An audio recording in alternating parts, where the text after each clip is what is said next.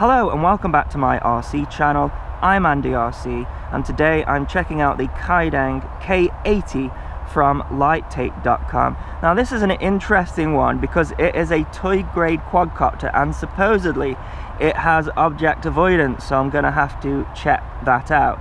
Now this is a bit of a departure from the last Kaideng model that I reviewed, which was the K70, which was a big camera quad. This one is a smaller quadcopter. It's about a 220 to 230 size, so it's toy grade, and again it has brushed motors with gears on it. And the thing that's interesting about this one is it's a modular design, so this camera here, it just comes out and you can replace it with their other cameras. I think that's more of an advantage to the manufacturer than us though. And then of course we have the object avoidance sensor under here, which as far as I can see is a infrared sensor. So I'm not sure how that can avoid objects. I'll have to see how it works. So an interesting thing about this camera here is that you can angle the camera. It's got a little servo on it. You can change the angle from the transmitter. Now this is the FPV version, but it's Wi-Fi FPV, which I'm not much of a fan of, but I'll have to see how that performs. We've got a 650 milliamp battery on the back and it is proprietary, so it just slots in the back there. So if you want more batteries, you're going to have to buy their batteries. I like the design of this though, and I like the color. You've got an on button on the top there, and you're given some spare propellers in the box, as well as some prop protectors, which is good, and you get a screwdriver as well. So no SD card on this version, but you can get a 5.8 gigahertz version and a 1080p camera, 720p camera, and they all just slot in here, which is quite nice. So that's the quadcopter. And then this is the controller. Look at this thing. So this is my Google Pixel XL phone just sitting in the middle there. Apparently it can take up to a 7-inch tablet, so this is spring loaded here. Now it is a nice transmitter, I have to say, and look at this, spring loaded sticks, so it does have altitude hold.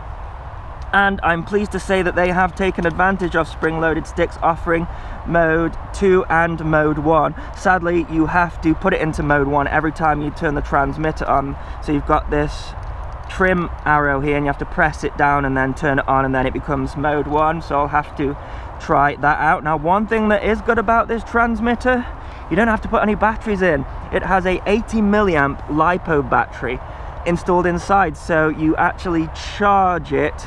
Let me see if I can find the charge port. There it is. So you get given a charger, and that charges both the transmitter and also the quadcopter. It's a little DC jack, and that just plugs in there and it charges up. So this transmitter has got so many controls, so let me see if I can remember them. So we've got one key return there, so avoid that. We have got a photo and video button. Now I don't think that's going to work on this model because this is the Wi-Fi model, but I believe a short press takes photo and long press takes video if you have that model. Now we have got all of the trims here, so that's a trim there, and those are also trimmers, and also those are your trims as well. And then we've got the on button there, and then we've got the camera up and down. So it tilts the camera in increments like that. I think it's about 4 increments. Then we've got a flip button, but I believe that is not going to work on this model. You have to have a lot of power to do flips, so I might try that out, but I don't think it's going to work. And then this side we can turn the LEDs on and off, and then we've got headless mode, so I will also be avoiding that. So as this is a Wi-Fi FPV model, I have had to download the app. Just turn the brightness up here on the screen so that we can see it. So the app's called Pantonema FPV, I don't know. I'm just going to call it the K80 because that's easier to say. But yeah, you can actually fit a monitor in here as well if you've got the FPV version, which is quite nice. It's a really nice monitor, this. It doesn't feel like the phone's going to fall out at all. Anyways, let's get connected to the quadcopter. So I imagine we're going to have to turn this on first, so press the button there. Has anything happened? Nothing's happened. Have to hold it down maybe. There we go. And then the camera sort of flicks about a bit. So let's see if I can connect to the Wi-Fi here. So just drag it down, go into Wi-Fi and see if it's picked anything up. Nothing yet. Maybe I have to wait a while. Let's go into more settings here. We got anything? Let's see. I can't see anything yet. Has it turned off? No. Maybe my phone's just not receiving the Wi-Fi. Okay, I'm not sure what happened there, but I have reset this and now it's showing as KD6A50, so I'm going to connect to it there and it'll probably tell me that there's no internet. And so let's open up the app,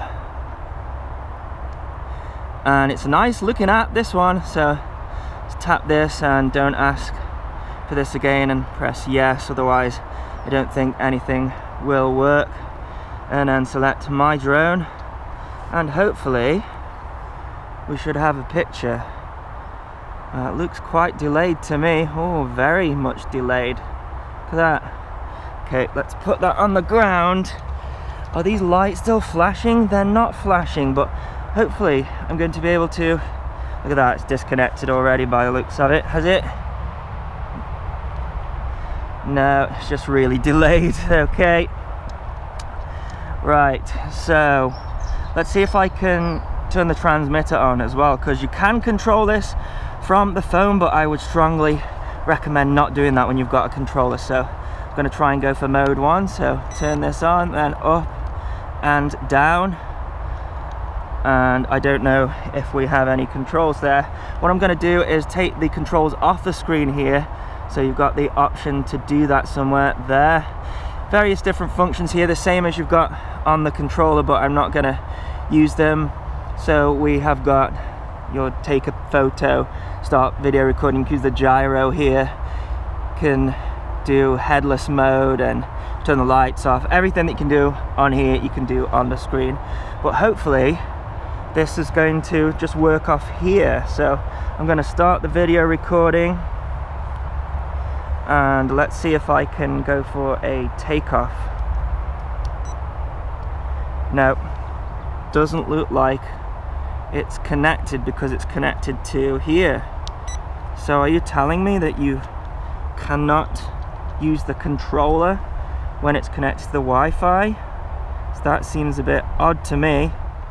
Okay, so I seem to have got it working. You just have to bind the quadcopter to the controller before you connect to the Wi-Fi here.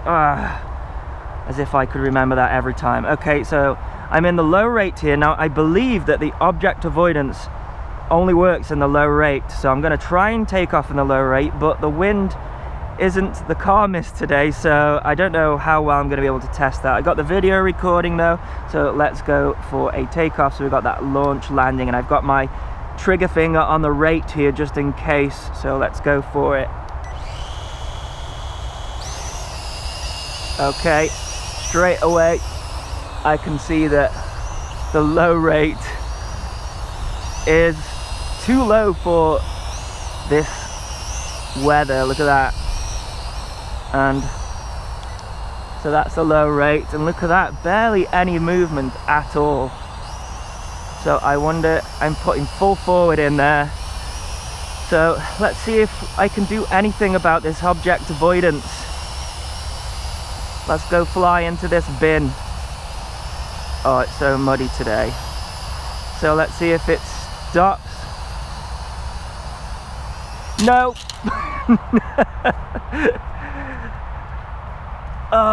So just as I thought. Oh, we've got some flashing lights on here as well. Does that mean that it's detected a crash and is now not going to fly? I'm gonna have to reset it. I don't know. Let's try again.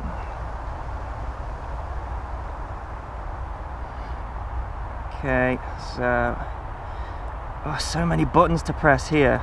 Okay, let's try again. Look at that. No, well, let me take off.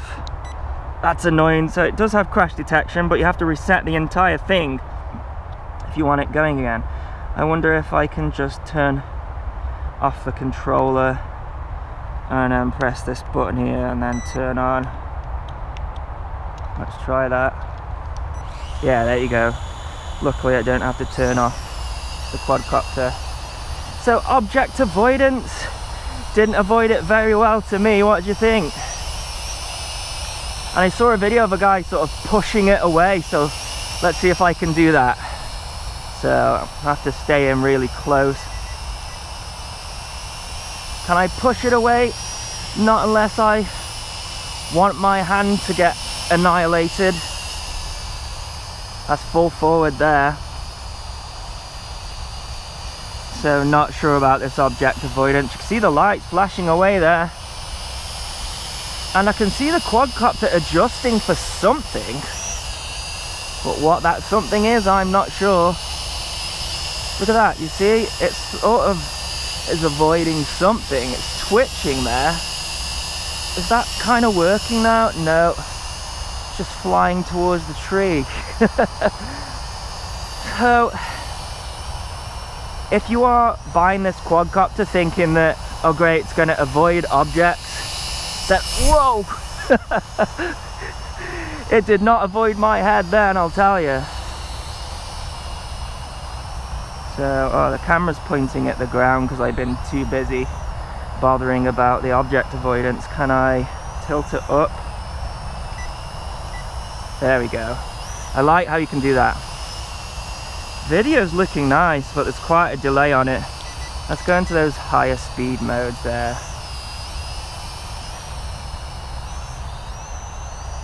So the Wi-Fi FPV model, it's just gonna be for line of sight because the delay is too much.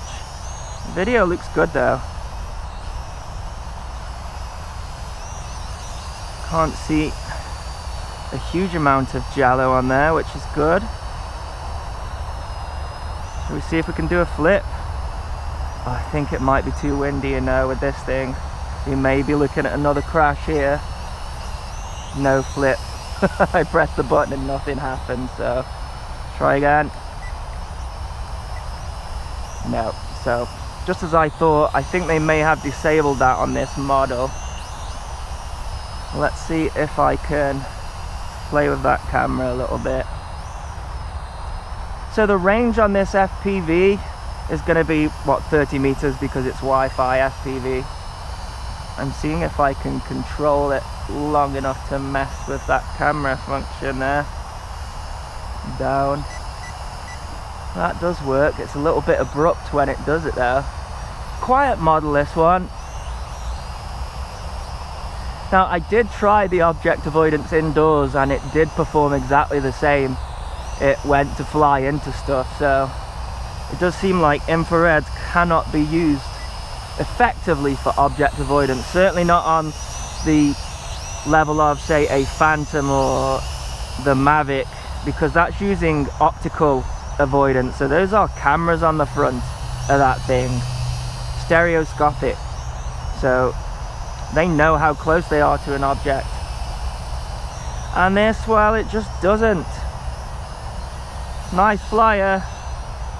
I got some flashing red lights now, so I imagine that's the LVC. So let's see what happens if you just fly it to the point where it won't fly anymore. Keep it in close because it's muddy here today. Yeah, disappointing with that object avoidance. Didn't seem to want to avoid my head at all. Maybe it's just an early LVC. Is it landing? No. Try that object avoidance again, why not? That rate is just so low. They should have had it in all of the rates so you could play with it properly, really. Look, it's sort of... No. It is controlling it, but I'm not sure what it's doing.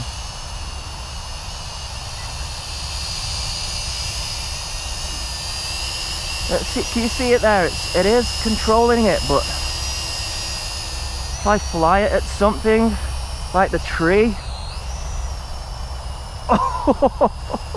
it did not avoid it. That was me trying to avoid it with the sticks. Oh, looks like it's landed there. Stop the video. So there you go, that is my review of the Kaideng K80. Object avoidance, I don't think so, but it is a nice flyer. However, I'll put a link in the description if you wish to get one. As always, thanks so much for watching. Please continue to subscribe. Cheers.